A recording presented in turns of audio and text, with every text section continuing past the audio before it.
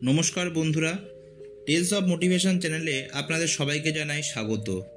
আজকে আমাদের গল্পের শীর্ষক হলো লোভের ফল কখনোই মঙ্গল নয়। রাজগৃহ নগরের এক প্রান্তে বাস করত এক বণিক। তার নাম ছিল সুধীর।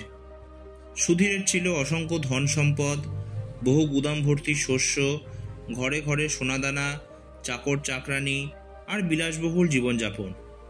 কিন্তু তার মন শান্তি পেত না। যতই ধন সম্পদ জমাতো, মনে হতো আরও চাই।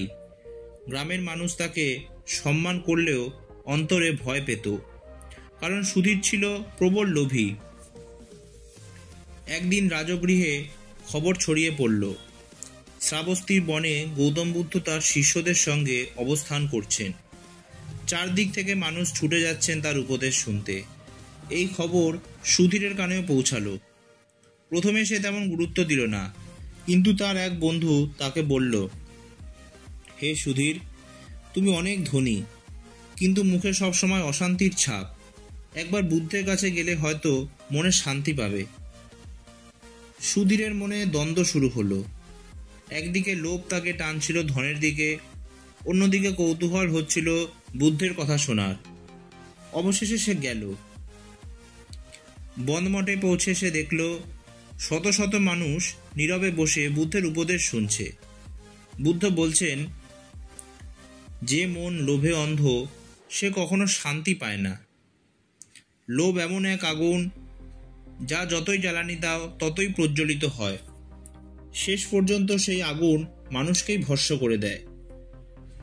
সুধীরের বুকের ভেতর যেন ধাক্কা লাগলো। সে ভাবল, এ কি তবে আমারই কথা? সভা শেষে সুধীর বুদ্ধের কাছে গিয়ে প্রণাম করল এবং বিনম্র স্বরে বলল, আমি ধনী হলো আমার শান্তি নেই।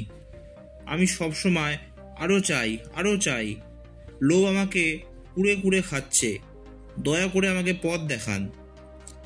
বুদ্ধ মৃদু হেসে বললেন, ধন সম্পদ দোষ নয়, দোষ হলো তার প্রতি অতৃপ্ত আসক্তি।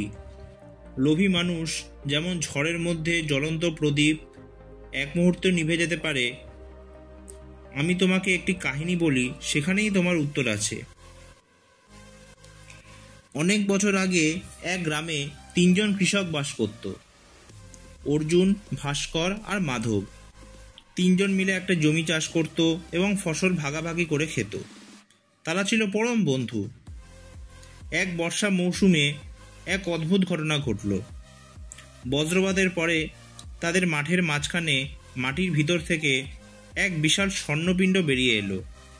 তিনজন অবাক হয়ে গেল। তারা মাটির নিচ থেকে পিণ্ডটা টেনে বার করলো এবং একসঙ্গে বসে ভাবতে লাগলো, এখন কি করা উচিত।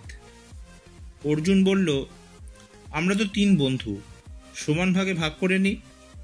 ভাস্কর কিছুক্ষণ ভেবে বলল, হ্যাঁ, কিন্তু যদি রাজা জানতে পারেন তবে তিনি নিয়ে নেবেন, আমাদের গোপনে রাখতে হবে। মাধবের চোখে তখন অদ্ভুত লোভের ঝিলিক। সে মনে মনে ঠিক করল, আমি পুরোটা চাই।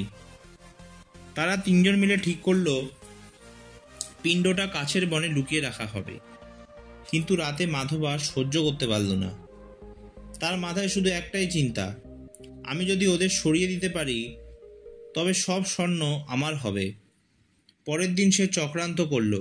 সে বলল, বন্ধুরা, আমি এত বড় ধন লুকিয়ে রেখেছি, আগে খাবার কিনে আনি, তারপর সিদ্ধান্ত নেব।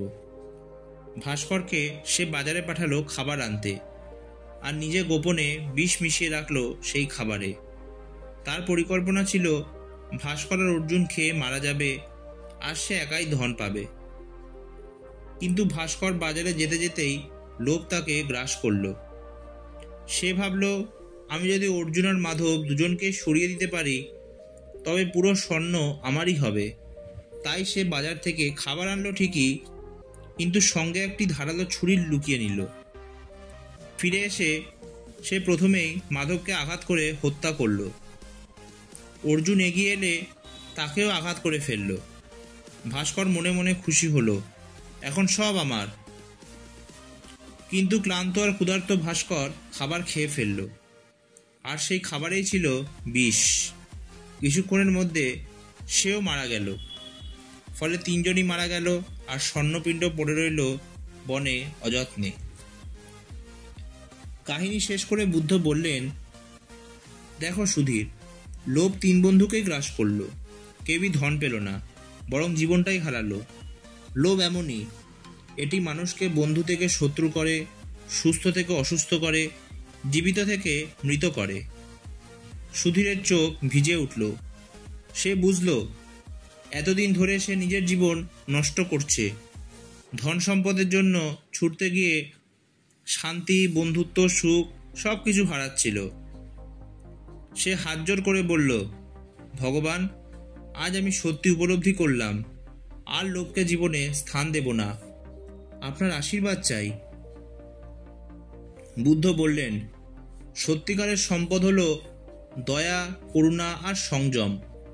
ধন থাকলেও যদি করুণা থাকে তবে শান্তি থাকবে, আর ধন না থাকলেও যদি করুণা থাকে তবে জীবন পরিপূর্ণ হবে।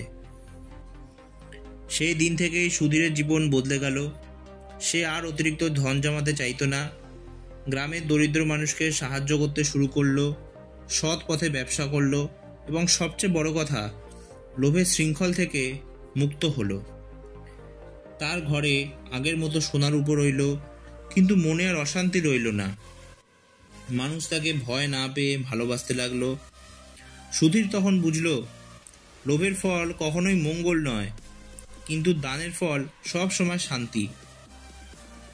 এই গল্পটি আমাদের শেখায় যে লোভ সাময়িকভাবে আকর্ষণীয় মনে হলেও তার পরিণাম সদাই ধ্বংসাত্মক।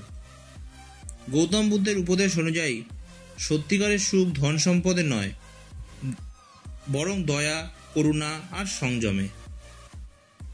আজকের ভিডিওটি এই পর্যন্তই। কাহিনীটি ভালো লাগলে প্লিজ ভিডিওটি লাইক, শেয়ার আর চ্যানেলটি সাবস্ক্রাইব করতে ভুলবেন না।